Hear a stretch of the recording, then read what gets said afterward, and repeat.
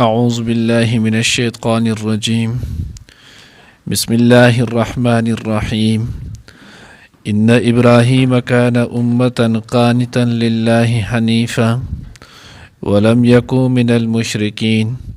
شاكرا لأنعمه اجتباه وهداه إلى صراط مستقيم وآتيناه في الدنيا حسنة وإنه في الآخرة لمن الصالحين ثم أوحينا إليك أن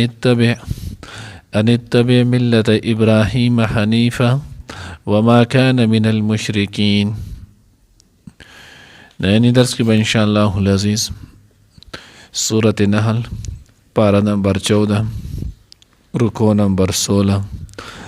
آیات نمبر 120 21 22 23 سلور آیاتونه چې نو هغه ویلې کېږي. ما قبل رکوع سره چې نو هغه ربط او مناسبت نو ما قبل سره ربط او مناسبت دا نه چې تاسو چې نو هغه د خپل طرف نه حلال او حرام کوئ. کم شیزونه الله پاک حلال کړي هغه تاسو حرام ګرځوئ،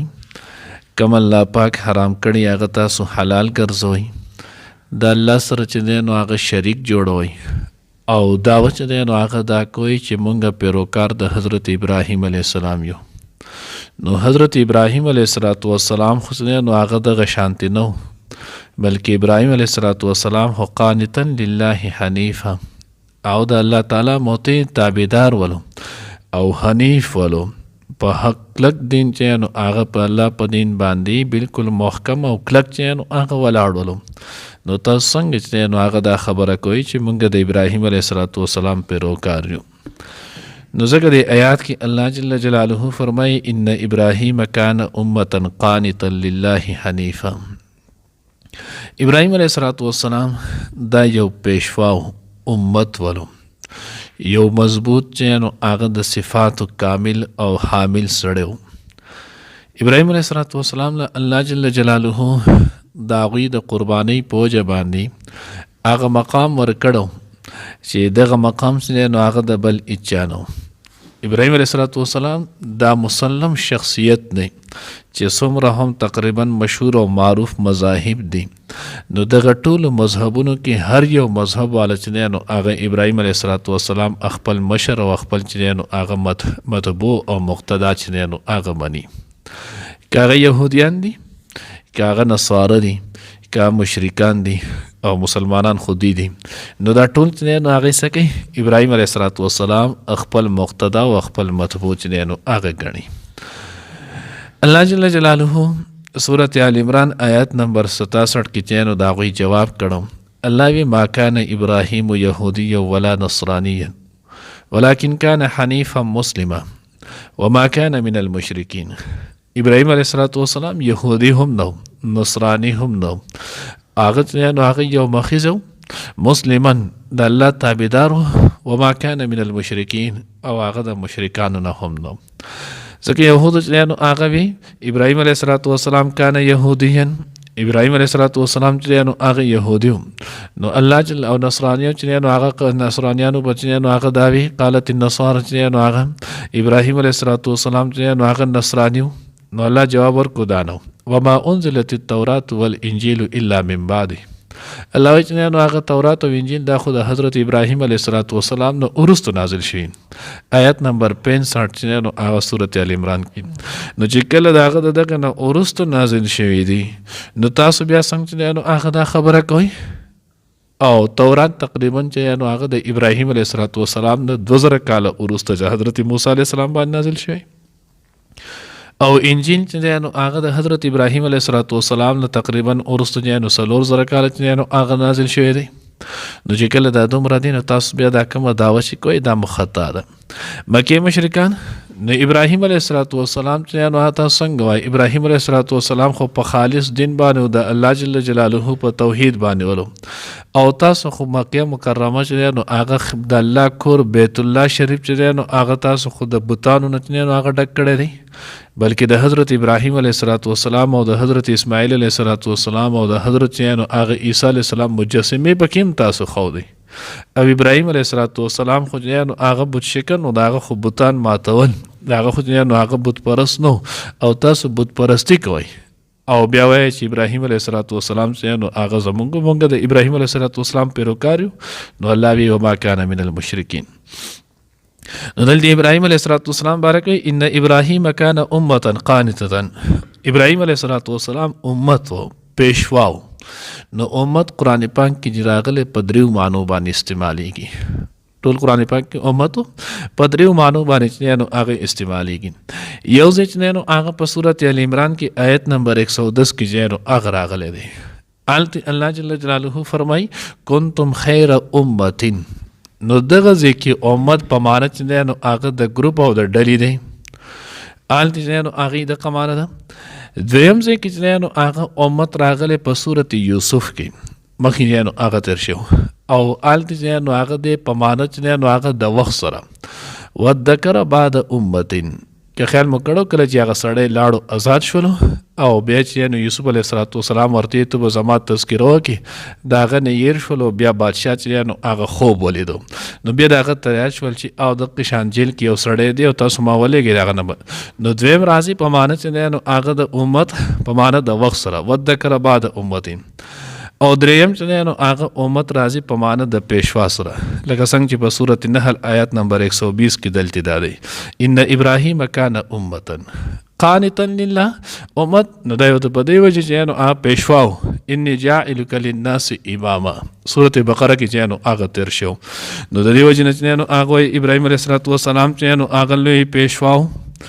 او امتو. نو د خلکو کې چې اجتماعي طور باندې چې کوم صفات او دا ټول ابراهیم علیه السلام کې اکی آواز منتلی کېدل. قانتا لله حنیفا فرماندارو د الله جل جلاله. څنګه فرماندارو؟ نو د هغه د فرماندارۍ چې دی نو هغه انتها وه. الله جل جلاله ورته خپل کور کلی پرېږده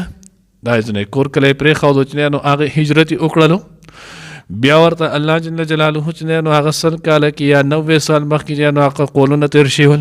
په هغه عمر کې ولا الله جل جلاله چې نو هغه حضرت اسماعیل علیه السلام زوی ورکو.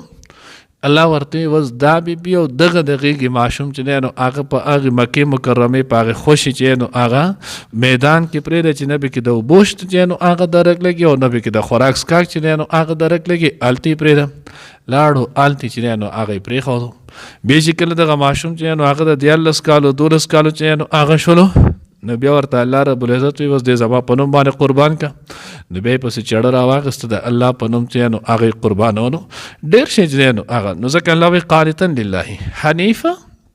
حنیف ویل کېږي مائلا عن الادیان کلها الى دین الحق الى دین الاسلام. نو ابراهیم علیه السلام تمام باطل دینونه چې نو پرې ښود دین اسلام باندې ولم یکن من المشرکین شاکرا لانعمه شکر کون کې او داغه د نعمتونو. ابراهیم علیه السلام کې د شکر لوی ماده چې نو هغه پرته وه او په دې وجه باندې چې نو هغه انبیا علیهم السلام درجه هم لوی ځکه شکر چې نو هغه د الله لوی نعمت چې نو هغه هر نعمت باندې شکر ادا کول پکاري. بخاری شریف چې نو هغه روایت د تفسیر ذخیرة الجران چې نو هغه ذکر کړی دی د هغې مفهوم دا دی وی چې حضرت ابراهیم علیه السلام زوی حضرت اسماعیل علیه السلام چې کله لوی شولو نو هغه قبیله چې نو هغه جرحم کې بیا واده وکړو. نو چې کله په هغې کې واده وکړو نو ابراهیم علیه السلام څه وخت بعد د خپل د زوی چې اسماعیل علیه السلام چې نو ملاقات لرالو. نو چې کله رالو کور یې ور وړبم نو کور والی ته یې څوک د قشان میلمه ده بیا د هغوی چې نو هغه ځای نه راغلی ده د تحفې ډالۍ چې نو هغې وله هم راوړوي. اسماعیل علیه السلام نو په ښکار باندې وتلو وی ستاسو چې نو هغه خاوند ته شو نو هغه ورته یا د قشان تلی دی ښکار ستاسو ګزران سره وی مونږ خو لاړو غرق شو تباه شولو مونږ خو چې نو هغه بد حل دی ولې څه چل دی نو بس د هغه ځي ورځ دوه بعد چې نو هغه ښکار کوي د ښکار غوښه ده او زمزم اوبه دي نور شی مو چې نو هغه هغه وي ښه دومره ښکلی شي زه ته میلایږي پای کې تو دا کې وي زه داسې چل به وکړي چې کله مو چې نو هغه اسماعیل علیه السلام خاوند رالو نو هغه ته به چې غیر اتب بابن غیر اتب بابو تو کله خاوند دی رالو نو هغه ته به چې د خپلې دروازې دا درشن چې نو دا به بدله کړي دا صحیح نه ده چې کله رالو انوارات چې نو هغې نه یې محسوسه کړله بیا چې نو تپوس وکړو دا تحفې ډالۍ دا د کوم طرفه رالې وي دغه شان یو سپین ږیری بابا چې نو هغه راغلی او دی دا وکړلو ډېر ښکلی سړی او بیا یې نور څه وي بیا زمان تپوس وکړو چې ما ورته فریاد خپل وکړو چې څه یې ووایي هغه ورته وی دا زما پلار ابراهیم علیه السلام او ته ناشکره پیغمبر او د هغه په معیت کې ناشکري چې دی نو هغه نه چلیږي ما ته حکم دا دی چې تاله طلاق درکم ته زه په مخه دی ښه بیا څه وخت بعد چې دی نو هغه وتلو بیا رالو چې رالو اتفاقي طور باندې بیا اسماعیل علیه السلام چې دی نو هغه کور نشتی نو چې بیا اسماعیل علیه السلام بیا کور نو نو چې کور کله نو بیا تپوس وکړم د هغوی دویم کور والا ولا ډېر ادب احترام او عزت وکړلو ډېر چې نو په ښکلي انداز یې ورته وکتل میلمستیا د هغې وله وکړل چې ډوډۍ تپوس یې وکړو بیا وی چې نو آس تاسو ګزران هغې زمونږ ګزران چې نو هغه د ښکار ښکلي اعلی بهترین چې دی نو هغه غوښه ده کله مرغۍ یې کله اوسۍ یې کله سوی یې کله ساو کله سم او د زمزم ښکلي پاکیزه اوبه دي د خدای هر نعمت چې دی نو هغه موږ ته مهیا دی وی ښه وی ډس چلنے زو زما دا تحفې ډالۍ قبولې کوي او وی چې کله اسماعیل السلام ته راشي نو هلته به چې ثبت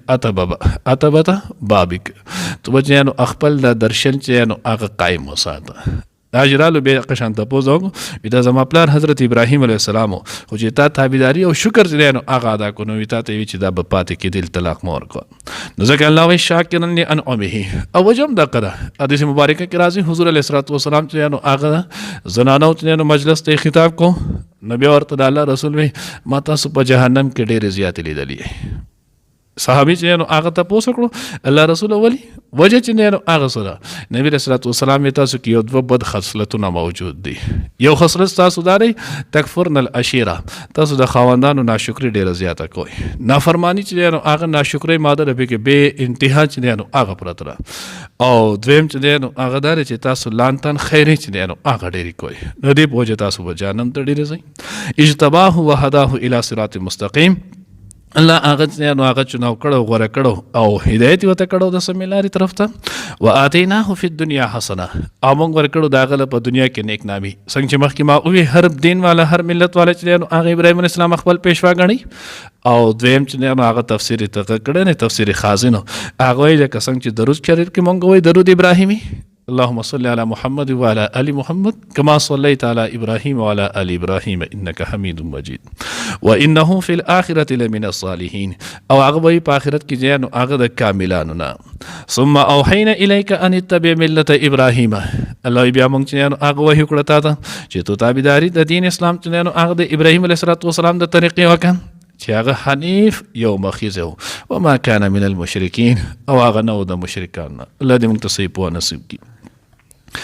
ان ابراهیم بیشک ابراهیم علیه السلام کان و امتن چې نو هغه یو پیشوا لوی پیشوا قانتن فرماندار لله د الله حنیفا یو مخیزه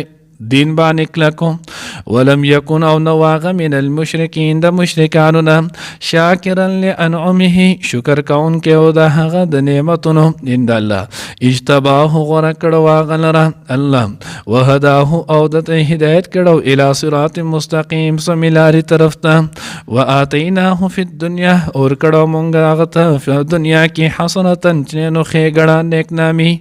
و انه فی الاخرته او بشک د ابراهیم السلام به په آخرت کې لمن الصالحین د نیکانو بندگانو نه د کاملینو نه ثم اوحینا بیا مونږ وحی وکړله الیک ستا طرف ته